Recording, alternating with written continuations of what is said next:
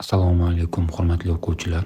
Bugungi leksiyamizning mavzusi embrional va postembrional rivojlanish. Embrional rivojlanish davri. Organizmlarning individual rivojlanish taraqqiyotiga ontogenez deyiladi. Ontogenez tushunchasi 1866-yili Gekkel tomonidan fanga kiritilgan. Bir hujayrali organizmlarning ontogenezi ularning hosil bo'lishidan boshlanib, bo'linishi yoki nobud bo'lishi bilan tugallanadi. Ko'p hujayralilarda esa ontogenez zigota hosil bo'lishidan boshlanib, tabiiy o'limning yuz berishi bilan tugallanadi. Organizmlarning embrional rivojlanishini 3 ta tipga ajratiladi. Lichinkali ontogenez, lichinkasiz ontogenez va ona qornida rivojlanish. Lichinkali ontogenez aksariyat umurtqasiz hayvonlarda, ya'ni yassi chuvalchanglarda, ko'pchilik hasharotlarda va umurtqali hayvonlardan esa baqalarda kuzatiladi. Ya'ni bularda rivojlanish jarayonida lichinka hosil bo'ladi. Bu lichinka esa voyaga yetgan organizmdan tubdan farq qiladi. Bu lichinka ma'lum bir vaqt davomida o'sib rivojlanib, o'zgarishlarga uchrab, shundan so'ng voyaga yetgan organizmga aylanadi. Keyingisi lichinkasiz ontogenez. Sudralib yuruvchilarda va qushlarda kuzatiladi. Mana masalan, birinchi rasmda toshbaqa tuxumdan hech qanaqa lichinka chiqmaydi, faqatgina nisbatan kichikroq bo'lgan organizm yorib chiqadi tuxumni. Qushlarda ham xuddi shunaqa bo'ladi. Tuxumdan chiqqan organizm xuddi voyaga yetganga o'xshash, faqatgina ancha kichikligi va rivojlanmaganligi bilan farq qiladi. Ya'ni bularda hech qanaqa lichinka chiqmaydi. Va uchinchisi ona qornida rivojlanish. Yuksak sut emizuvchilarda va odamda kuzatiladi. Ontogenez asosan 2 embrional va postembrional davrlarga bo'linadi. Demak, qaranglar. Ontogenez degani bu tirik organizmning shaxsiy rivojlanishi, ya'ni individual rivojlanishi. Har qanday ontogenez zigota hosil bo'lishidan boshlanib, to shu organizmning nobud bo'lgungacha davom etadi. Ana o'sha ontogenezning o'zini 2 ta davrga bo'lib o'rganamiz: embrional va postembrional davrlar. Va bulardan birinchisi embrional rivojlanish davri. Ko'pchilik jinsiy yo'l bilan ko'payadigan ko'p hujayrali organizmlarning tuzilish darajasi qanday bo'lishidan qat'iy nazar, embrionning rivojlanish bosqichlari o'zaro o'xshash bo'ladi.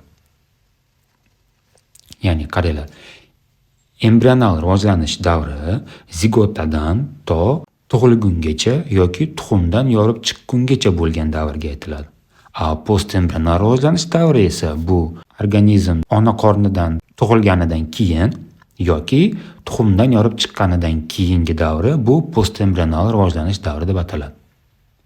Endi embrional rivojlanish davrining o'zi 3 ta bosqichga bo'lib o'rganiladi: maydalanish, gastrulyatsiya va birlamchi organogenez. Davom etadi.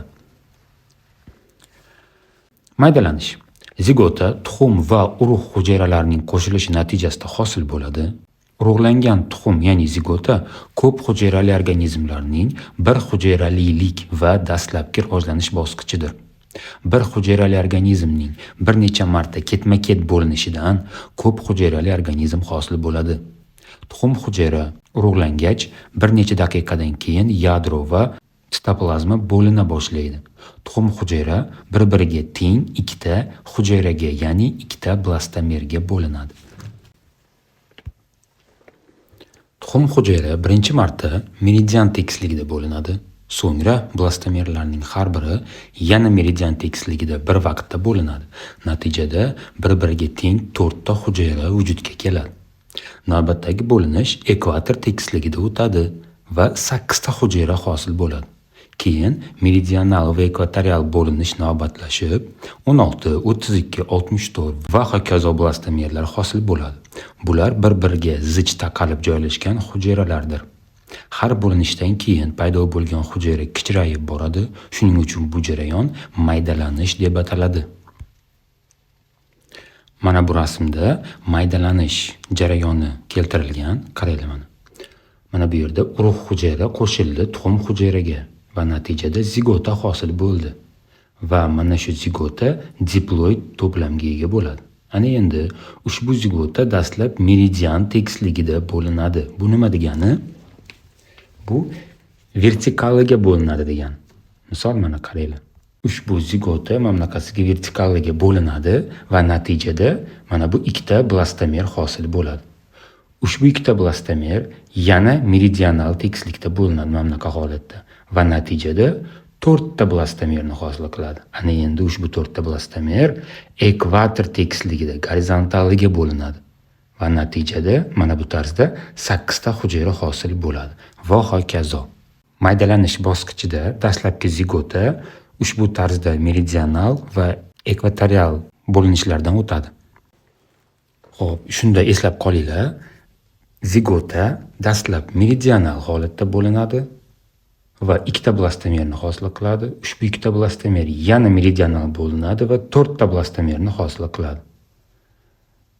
Demak, qaranglar, zigota bo'linishidan hosil bo'layotgan 2 ta, 4 ta, 8 ta va hokazo o'sha hujayralar, bular har biri blastomerlar deb ataladi ekan. Demak, dastlabki ikkitasi meridional holatda bo'linadi, undan keyin esa gallanib ketadi. Ekvatorial meridional va hokazo bo'lib. Demak, mana bu jarayonlar maydalanish bosqichida sodir bo'ladigan hodisalar hisoblanadi va maydalanish bosqichi blastula hosil bo'lishi bilan yakunlanadi. Mana bu oxirida hosil bo'lgan tuzilma bu blastula bo'ladi. Blastula degani o'sha maydalanish natijasida hosil bo'lgan bir nechta hujayralar, ya'ni blastomerlarning yig'indisi. Bu yerda misol 512 ta, 1024 ta va hokazo hujayralar bo'lishi mumkin.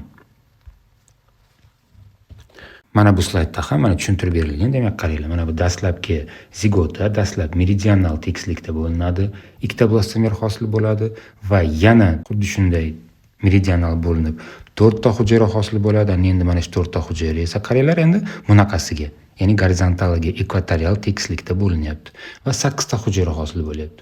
Undan keyin 16, 32 va hokazo va so'ngida hosil bo'lgan mana bu tuzilma bu blastula deb ataladi. Mana bu yerda pastda xuddi shu hozirgi tushuntirgan hodisamizni formulasi keltirilgan. Mana shu tarzda maydalanish bosqichi sodir bo'ladi. Maydalanish bosqichida hujayralar keyingi rivojlanish uchun to'planib boradi. Maydalanish ko'p hujayrali embrion blastula hosil bo'lishi bilan tugallanadi. Blastula sharsimon shaklga ega bo'lib, uning devori bir qavat hujayralardan tashkil topgan va u blastoderma deb ataladi. Demak, qaranglar, mana bu yerda oxirida hosil bo'lgan tuzilma bu blastula ekan. Ana o'sha blastula esa mamlaqa bir qavat hujayralar yig'indisidan tashkil topgan bo'ladi va ana o'sha bir qavat qobig'i blastoderma deb ataladi. Blastula ichi suyuqlik bilan to'lgan bo'ladi. Mana shu blastulaning ichki qismi suyuqlik bilan to'lgan bo'ladi.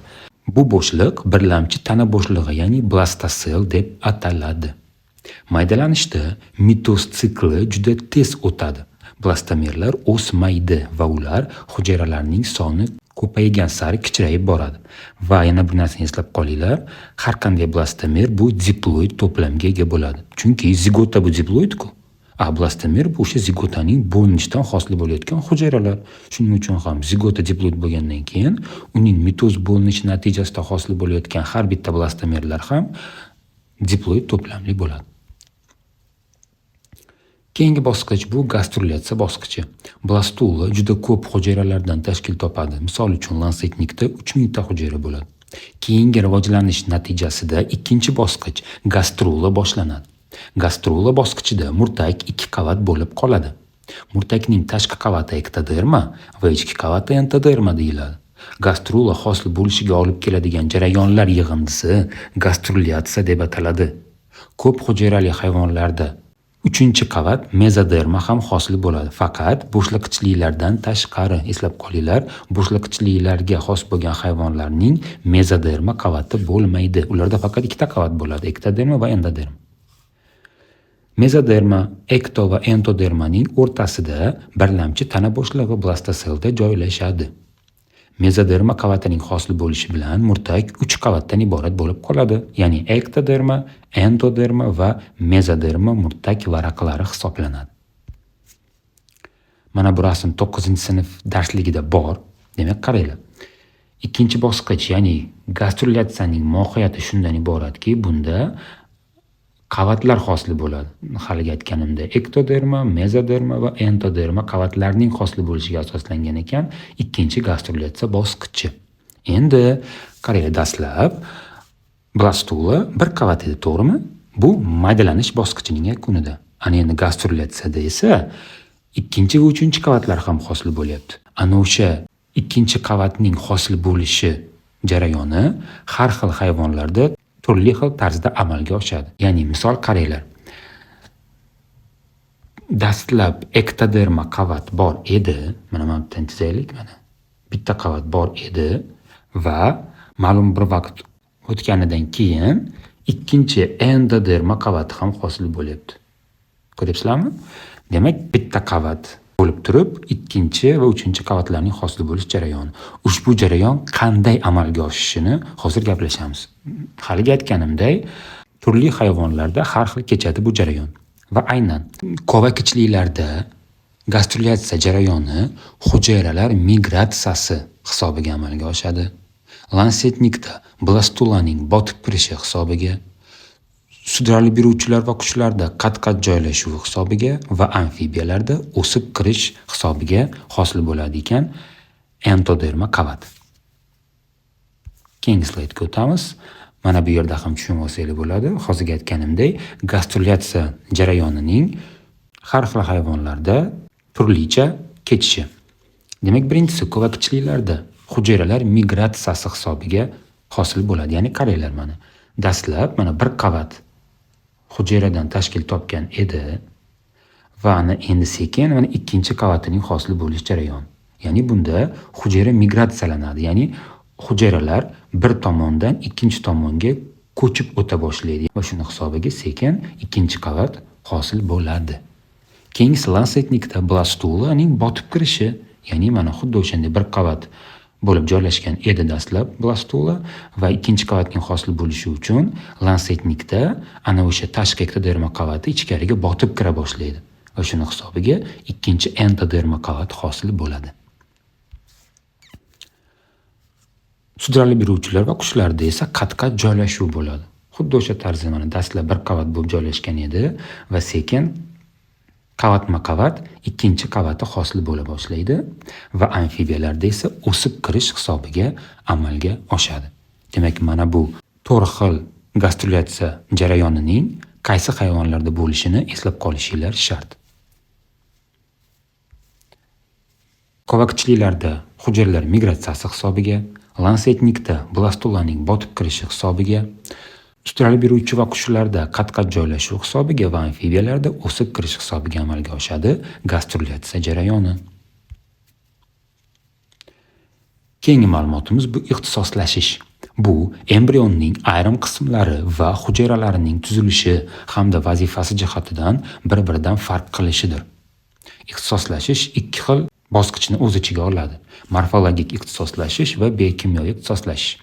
Morfologik nuqtai nazardan qaraganda, maxsus tuzilishga ega bir-biridan farq qiladigan yuzlab hujayra xillarining hosil bo'lishidir. Blastulaning ixtisoslashmagan, ya'ni farq qilmaydigan o'xshash hujayralaridan sekin-asta teri epiteliysi hujayralari, ichak epiteliysi, o'pka, nerv, muskul va boshqa hujayralar paydo bo'ladi. Biokimyoviy nuqtai nazardan esa hujayralarning ixtisoslashishi shu hujayra uchun xos oksillarning sintezlash bilan xarakterlanadi. Misol uchun, limfositlar himoya qiluvchi oksil antitenani ishlab chiqaradi.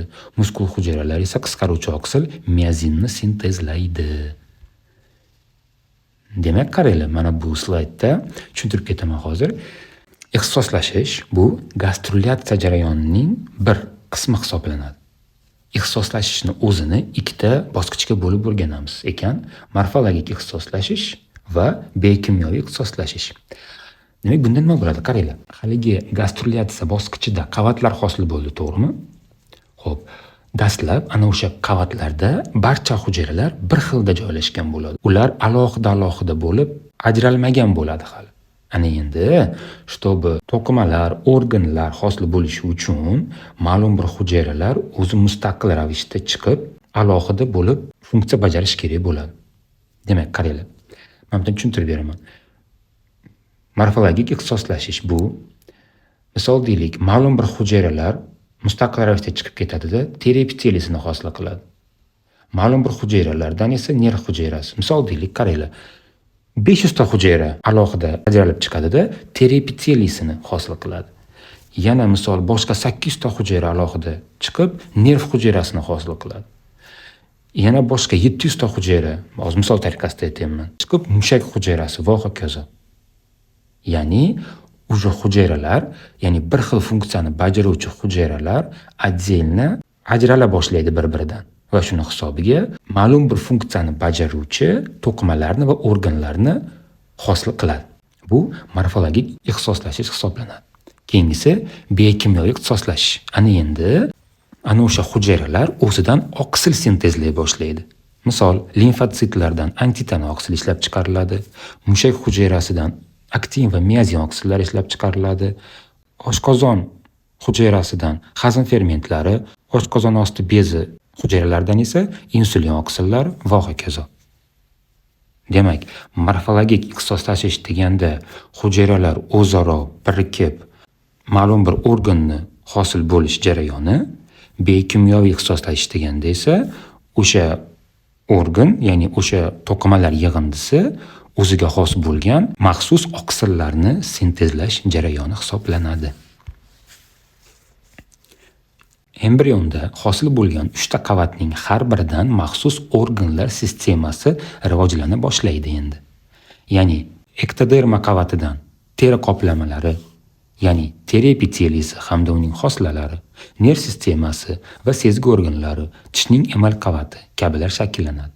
Endodermadan ichak epiteliyasi, ovqat hazm qilish bezlari, ya'ni jigar, oshqozon osti bezi, o'pka va jabralar rivojlanadi va mezodermadan biriktiruvchi to'qima, muskul to'qima, yurak qon tomir sistemasi, ayris sistemasi hamda jinsiy organlar shakllanadi.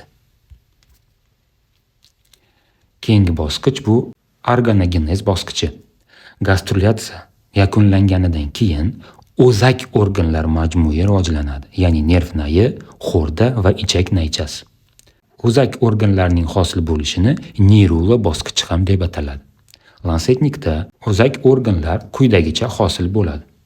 Embrionning orqa tomonidan ektoderma tarnov shaklida o'rta qismidan botib kira boshlab naycha hosil qiladi. Mana bir rasmdan tushunib olsanglar bo'ladi. Ektoderma sekin botib kiradi-da va maxsus naychani hosil qila boshlaydi. Ektoderma naychaning o'ng va chap tomonlarida joylashib, uning chetlari bo'ylab o'sa boshlaydi. Mana qaranglar. O'ng va chap tomonlarida joylashib, uning chetlari bo'ylab o'sish jarayoni.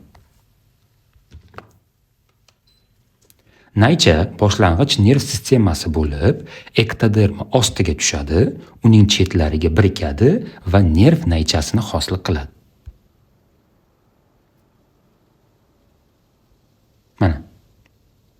Mana bu yerda ektodermaning ostki qismiga tushdi va nerv naychasini hosil qilmoqda. Ektodermaning qolgan qismidan boshlang'ich teri epiteliyasi paydo bo'ladi. Nerv naychasining bevosita ostida joylashgan endodermaning yelka qismidan esa xo'rda vujudga keladi. Mana qaranglar, mana bu sohasidan esa уже xo'rda rivojlanyapti endi. Xo'rda nerv naychasining ostida joylashgan bo'ladi. Mana bu rasmda ko'rsatilganidek. Embrion hujayralarining keyingi ixtisoslanishi natijasida murtak varaqalaridan juda ko'p to'qima va organlarning hosil bo'lishi yuz beradi. Embrionning rivojlanish davomida uning har xil qismlari o'zaro ta'sir ko'rsatadi. Bitta rivojlanish kurtagi ikkinchisiga ta'sir qilib, uning rivojlanishini boshqaradi. Bunday ta'sirni embrional induksiya deb ataladi. Embrional induksiyani birinchi bo'lib nemis olimi Spemann o'tgan asrning 20-30-yillarida baqalar ustida o'tkazgan tajribalarida kashf etgan. Embrional induksiyani o'rganish uchun embrionning bir qismi ikkinchi embrionning boshqa qismiga ko'chirib o'tkaziladi. Agar baqaning gastrulasida nerv sistemasi rivojlanadigan qismini boshqa bakka gastrulasining qorin ektodermasiga ko'chirib o'tkazsak, o'sha joyda qo'shimcha nerv naychasi va xo'rda rivojlanib, qo'shimcha homila hosil bo'ladi. Shunday qilib, ko'chirib o'tkazilgan o'zak organ atrofidagi to'qimalarga ta'sir qilib, tashkilotchi rolini o'taydi va ularning rivojlanishini boshqaradi.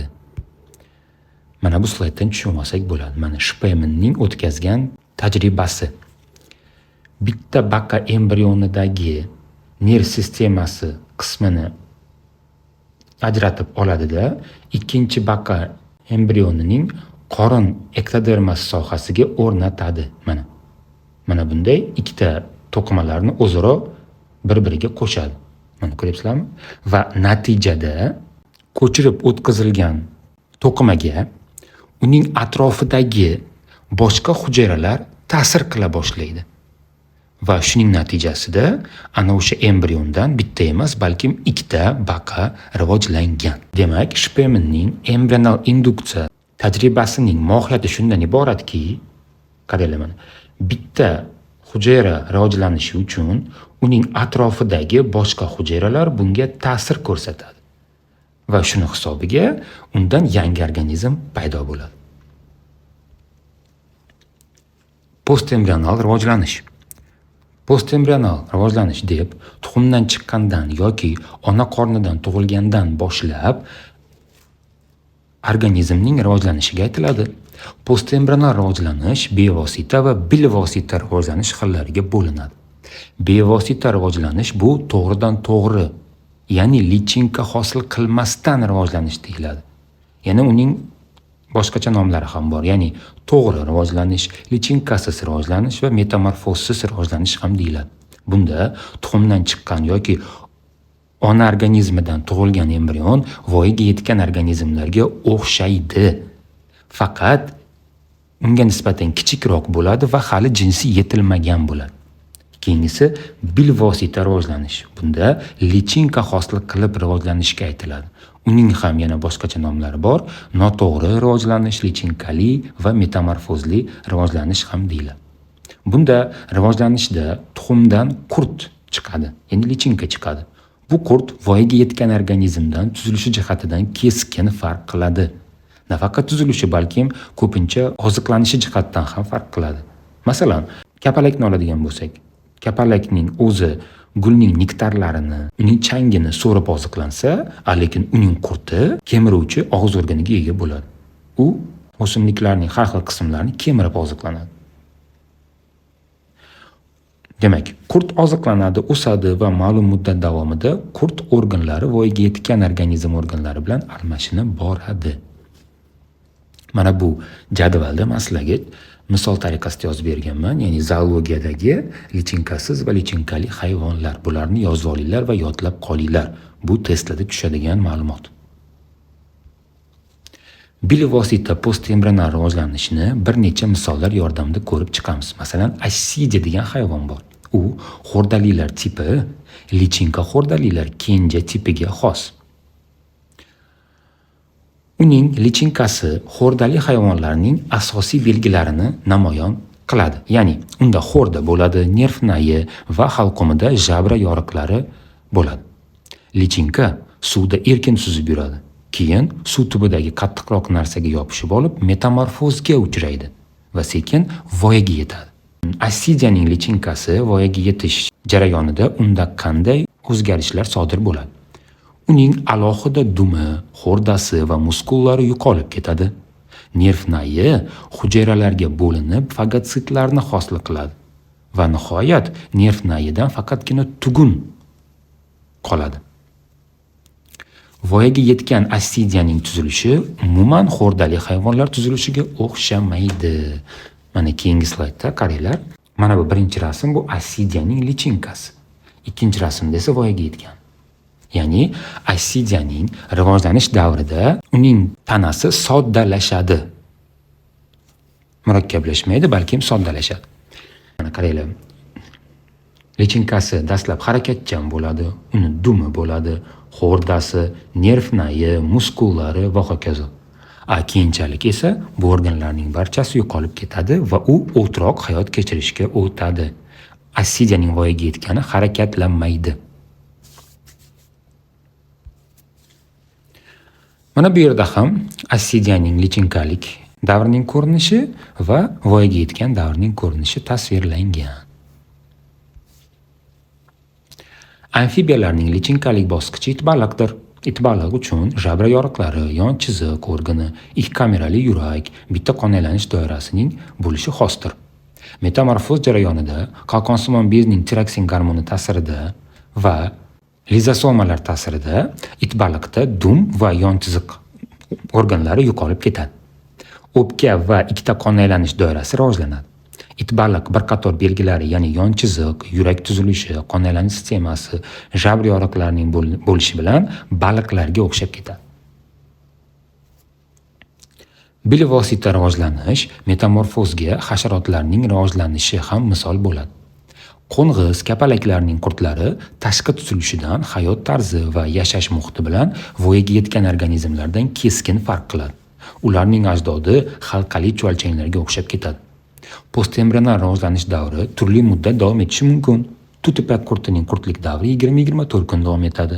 Voyaga yetgan kapalagi esa atigi 5-10 kun yashaydi. Baqaning lichenkasi itbaliq 2-3 oyda voyaga yetgan baqaga aylanadi. Voyaga yetgan baqa esa bir necha yil yashaydi. Butun umr davomida o'sish o'simliklarda, tasmasimon chuvalchanglar, ayrim mollyuskalar va baliqlarda kuzatiladi. Ko'pchilik hayvonlar jinsiy balog'atga yetgandan so'ng o'sishdan to'xtaydi. Odam 20-25 yoshda o'sishdan to'xtaydi.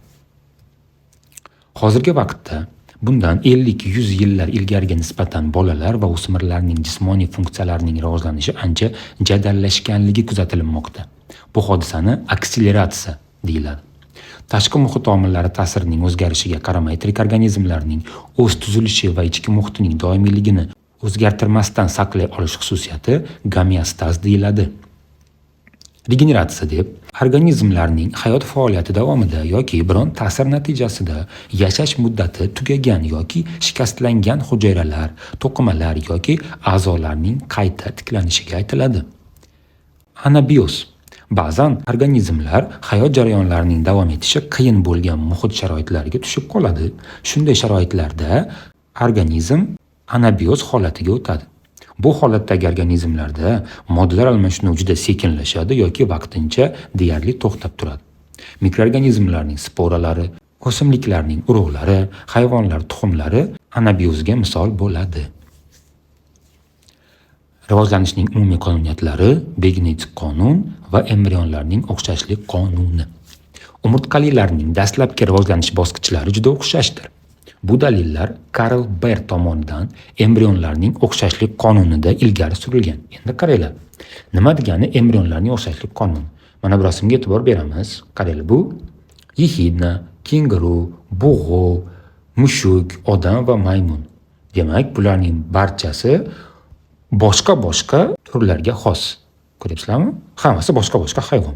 Lekin bularning sistematik birliklari, ya'ni guruhlari har xil bo'lishiga qaramasdan, dastlabki embrional rivojlanish davri qaranglar bir-biriga juda o'xshash bo'ladi.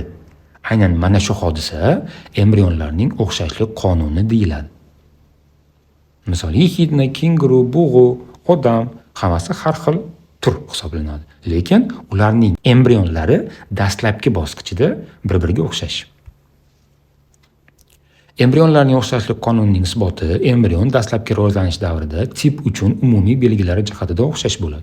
Har xil sistematik guruhga mansub organizmlar murtagining rivojlanishini o'xshash bo'lishi ularning kelib chiqishi birligining isbotidir. Keyinchalik embrional rivojlanishda sinf, oila, tur va oxirida o'sha individ uchun xos bo'lgan belgilar rivojlanadi. Embrionning rivojlanish jarayonida belgilarning ajralishi embrional divergensiya deb ataladi. Bu turning tarixiy rivojlanishi u yoki bu sistematik guruhga xos belgilarni aks ettiradi. Organizm o'zining rivojlanish davrida doimiy ravishda o'zgarib boradi. Xo'p, endi qaranglar. Hali aytganimizdek, embrionlar dastlab bir-biriga o'xshash bo'ladi va keyinchalik rivojlanish jarayoni natijasida har biri o'ziga xos bo'lgan o'zgarishlarga uchraydi va bir-biridan farq qiluvchi belgilarni namoyon qiladi. Ya'ni bular bir-biridan ajralyapti tashqi ko'rinishi bo'yicha. Aynan mana shu hodisa endi embrional divergensiya deb ataladi. Odam embrionining dastlabki bosqichlarida yurak tuzilishi baliqlarnikiga o'xshash, ya'ni bitta qorincha va bitta bo'lmachadan iborat bo'lib, qon aylanish doirasi bitta bo'ladi. Tishsiz kitlarning embrionlik davrida tish paydo bo'ladi. Bu tishlar milkni yorib chiqmaydi, balki parchalanib, so'rilib ketadi. Yuqorida keltirilgan misollar individual rivojlanish bilan tarixiy rivojlanish o'rtasidagi bog'liqlikni ko'rsatadi. Bu o'zaro bog'liqlik nemis olimlari Myuller va Gekkeler tomonidan ilgari surilgan bo'lib, biogenetik qonunda o'z ifodasini topadi.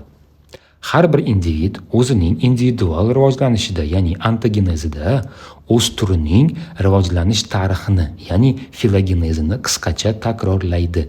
Ya'ni ontogenezda filogenezning qisqa takroriga biogenetik qonun deyiladi. Shu bilan bugungi leksiyamiz o'z nihoyasiga yetdi. Sog' bo'linglar, salomat bo'linglar.